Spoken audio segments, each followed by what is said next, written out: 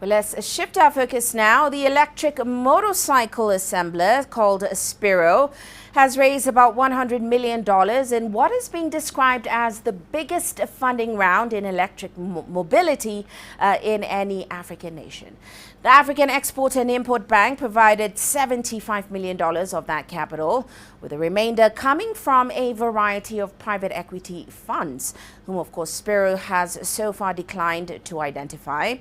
Well, Spiro says it will use the capital to expand its assembly capacity as well as its network of battery swap stations. Now, specifically, the firm aims to sell about 300,000 battery-powered electric motorcycles in 2026, while having 10,000 battery swap stations in at least 6 countries. For comparison, if Spiro does sell more than 300,000 motorcycles next year, that will be twice the sales volumes of Harley-Davidson in 2024.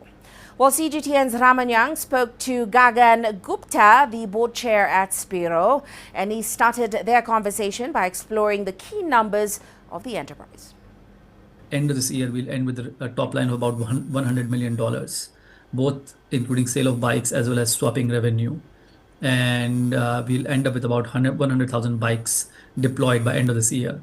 And as we look forward to next year, we expect that as we exit this year, we'll exit about 4,000 swap stations.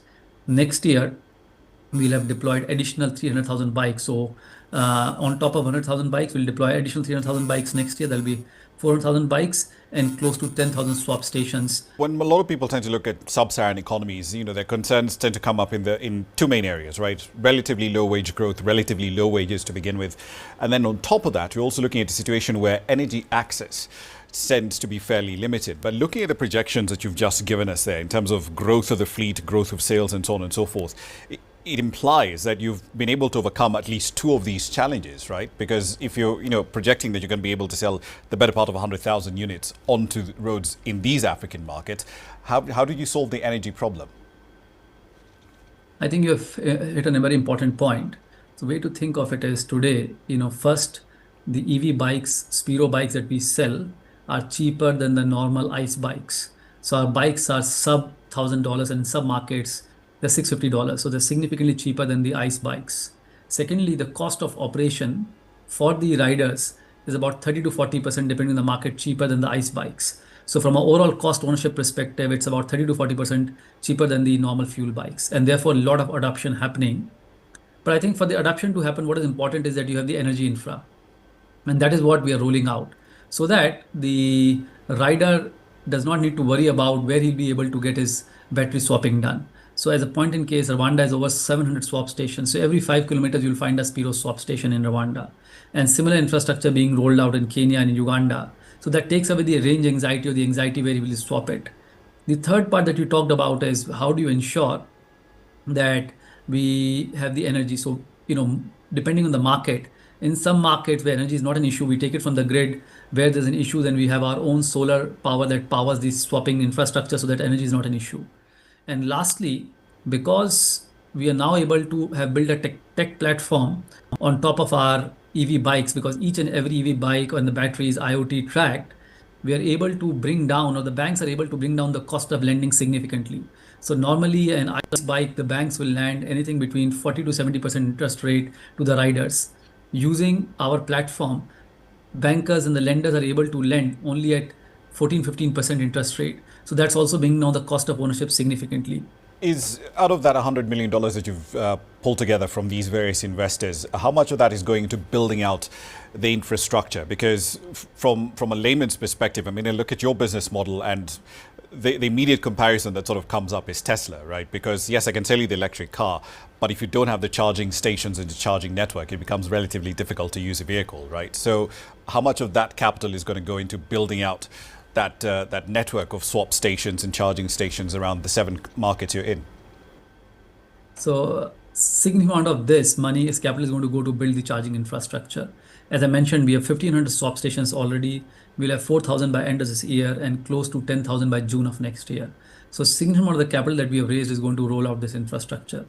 We already also going to use part of the capital for manufacturing. So we already have plants in Rwanda, in Kenya and Uganda, and we are building one in Nigeria. So part of it will also go to enhance the capacity of the manufacturing plants that we have in these markets. Walk us through the assembly side of things, because I assume that, like you said, you've got production facilities in Rwanda, Nigeria, and Kenya. Rwanda has some really interesting incentives for both on the charging side, but also on the EV assembly side as well. Does that make it a really competitive place to do the bulk of your assembly? No, I think, we believe that each market, Kenya, Uganda, Rwanda, each of them have their own advantages. So currently we manufacture in each of these markets for the specific markets.